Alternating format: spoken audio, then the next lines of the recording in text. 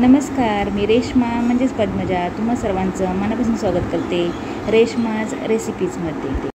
अतिशय टेस्टी अशी बनणारी वाल घालून बनलेली वालाची खिचडीची रेसिपी आज आपण बघतो आहोत।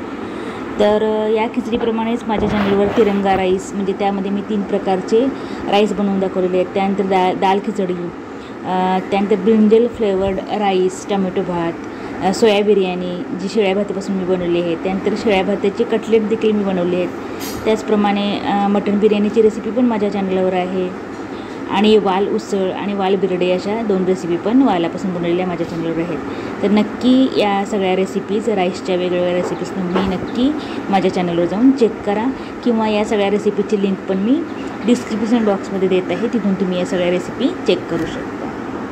आता आज जी बनवलेली ही जी वाल खिचडी आहे ही जी रेसिपी आहे तुम्ही शेवटपर्यंत नक्की बघा, कारण यामध्ये मी स्टेप वाईज काही मसाले भरपूर असे मसाले घातलेले आहेत किंवा असे छोटे छोटे इन्स्ट्रक्शन पण दिलेले आहेत। तर त्यामुळे ही माझी रेसिपी तुम्ही नक्की शेवटपर्यंत बघा। आता ही वालाची खिचडी बनवण्यासाठी आपल्याला थोडंसं वाटण करून घ्यावं लागणार आहे। त्या वाटण्यासाठी मी 4 हिरव्या मिरच्या, थोडंसं आल्याचा तुकडा, कोथिंबीर, त्यानंतर ओलं खोबऱ्याचा छोटा तुकडा असा एक घेतलेला आहे आणि 8 ते 9 अशा मी लसूण पाकळ्या घेतलेल्या आहेत। आता ह्या सगळ्या वस्तू मी पाणी न टाकता मिक्सरमधून वाटून घेणार आहे। मी 2 कप राईस हा धुवून ठेवलेला आहे, तांदूळ धुवून ठेवलेला आहे आणि 1 कप मी जे सुके आपले वाल असतात ते रात्रभर भिजत ठेवले आणि ते दुसऱ्या दिवशी सकाळी सोलून असे स्वच्छ करून घेतलेले आहेत। त्यानंतर 2 कांदे असे लांब कापून घेतलेले आहेत, 2 टोमॅटो पण कापून घेतलेले आहेत। हे आपलं वाटण पण मी मिक्सरवर वाटून घेतलेलं आहे। एका टोपामध्ये मी 4 टेबलस्पून तेल टाकलेलं आहे आणि यामध्ये मी आता 1 टीस्पून मोहरी, हाफ टीस्पून जिरे आणि 1/4 टीस्पून मी हिंग टाकलेलं आहे आणि ही फोडणी व्यवस्थित बसल्यानंतर यामध्ये मी आपला जो लांब कापलेला कांदा आहे तो कांदा टाकणार आहे आणि कांदा हा गुलाबी असा परतून घेणार आहे। आपल्याला जास्त डार्क ब्राऊन करायचं नाही आहे, तर गुलाबीसर असा हा कांदा परतून घ्यायचा आहे।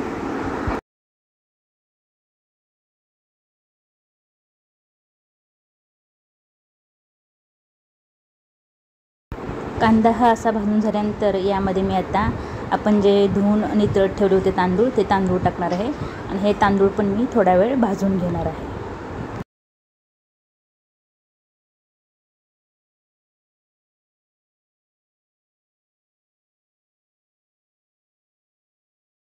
तांदूळ असा अगदी लो फ्लेमवर मी असा 5 मिनिटं भाजून घेतलेला आहे आणि यामध्ये आता मी हे हिरवं वाटण टाकलेलं आहे आणि हे वाटण पण मी 2 ते 3 मिनिटं असं छान असं मिक्स करून परतून घेणार आहे।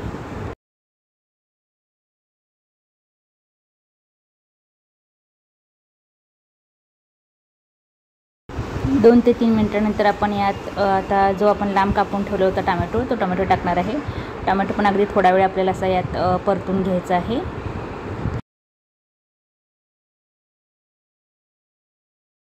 असंही छान असं हलक्या हाताने परतून घ्या आणि आता यामध्ये आपण जे वाल आहेत सोलून ठेवलेले ते वाल टाकणार आहोत।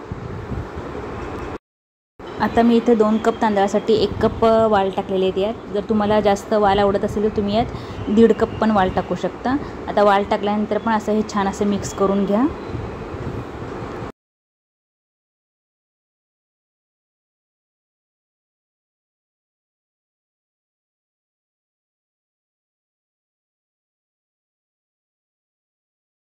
आता इथे मी 1 टीस्पून गरम मसाला आणि हाफ टीस्पून हळद घेतली होती।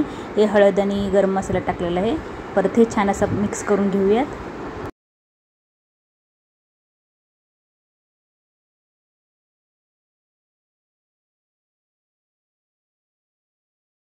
आता ह्यात हे चवीनुसार मीठ टाकलेलं आहे। मी मीठ टाकल्यानंतर परत एकदा छान असं हे मीठ मिक्स करून घेणार आहे।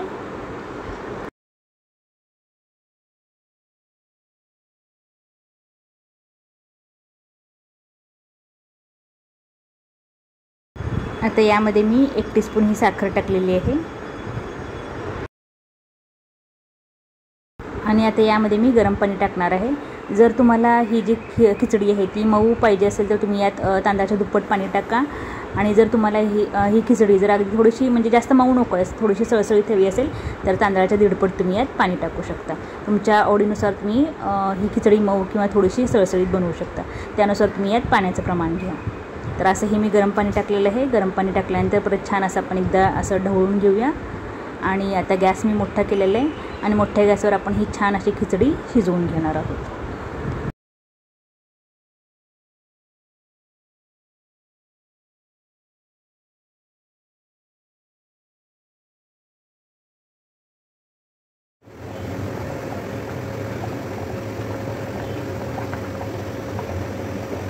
आता एक 5 मिनिटात हे जे पाणी आहे हे आटत आलेलं आहे आणि हे बुडबुडे पण कमी होत आलेले आहेत.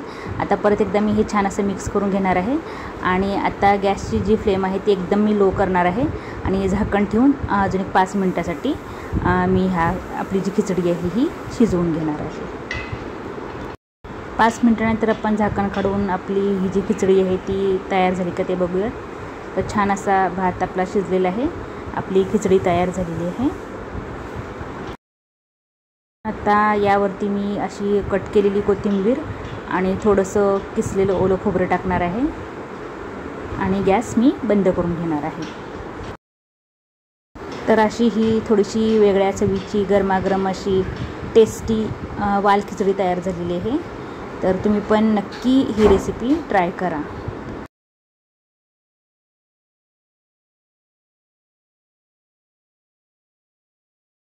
तर गरमागरम अशी ही जी खिचडी आहे ही आपण आता सर्व करून घेऊयात.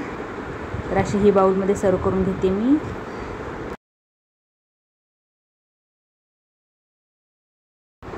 अशा ह्या गरमागरम खिचडीवर आपण मस्त असं तूप टाकून घेऊया आणि परत थोडंसं ओलं खोबरं आणि कोथिंबीर टाकून आपण गार्निश करूया आणि गरमागरम ही खिचडी एन्जॉय करूया. तुम्हाला माझी आजची ही रेसिपी आवडली असेल तर लाईक आणि शेअर नक्की करा आणि अशाच वेगवेगळ्या चमचमीत चटपटीत पटकन होणाऱ्या रेसिपीसाठी माझा चॅनल नक्की सबस्क्राईब करा. चला तर मग परत पुन्हा भेटूयात अशाच एका मस्त मजेदार नवीन रेसिपीसोबत.